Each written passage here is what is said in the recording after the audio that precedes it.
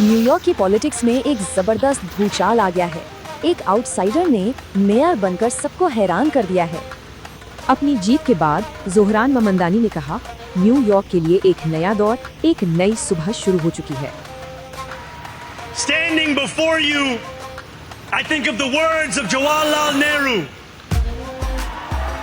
A moment comes but rarely in history when we step out from the old to the new, when an age ends and when the soul of a nation long suppressed finds utterance.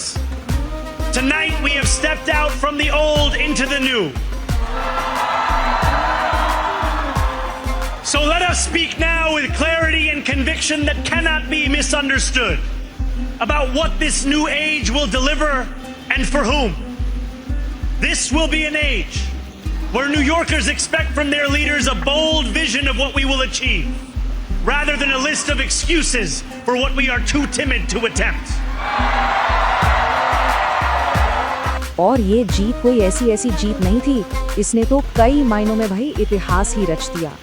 तो सवाल ये है कि ये नामुमकिन सी जीत आखिर हुई कैसे? इसे समझने के लिए पहले न्यूयॉर्क को समझना होगा। देखिए, न्यूयॉर्क एक शहर नहीं, दो शहर हैं। एक तरफ अरबपतियों की दुनिया, दूसरी तरफ आम लोगों का संघर्ष। ममदानी ने अपनी पहचान छिपाई नहीं, बल्कि उसे ही अपनी सबसे बड़ी ताकत बनाकर पेश किया। उनका मकसद कैपिटलिज्म को खत्म करना नहीं था, वो बस उसे आम लोगों के लिए काम करने लायक बनाना चाहते थे। तो उनका एजेंडा क्या था? न्यूयॉर्क की सबसे बड़ी मुश्किलों पर एकदम सीधा और रैडिकल हमला। जीतने का चांस बस 1% था, लेकिन उन्होंने इस जमीन पर गली गली जाकर अपना मूवमेंट खड़ा कर दिया। असली गेम चेंजर मोमेंट आया डेमोक्रेटिक प्राइमरी डिबेट में। बड़े बड़े नेताओं के बीच उनके एक जवाब ने सबको चौंका दिया।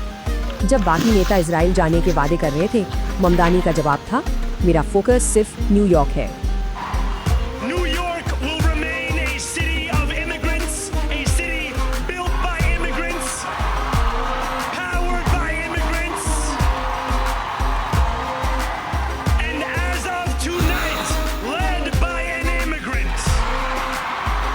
इसी सीधी बात ने उन्हें प्राइमरी जिता दी, लेकिन एस्टैब्लिशमेंट के लिए ये जीत एक हॉस्टाइल टेकओवर जैसी थी।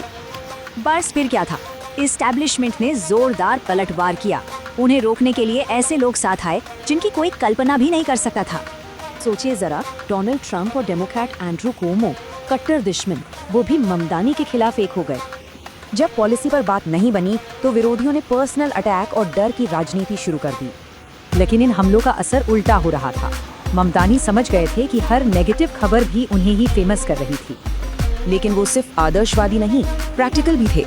उन्होंने चुपचाप कुछ बिजनेस लीडर्स से भी बातचीत शुरू कर दी थी।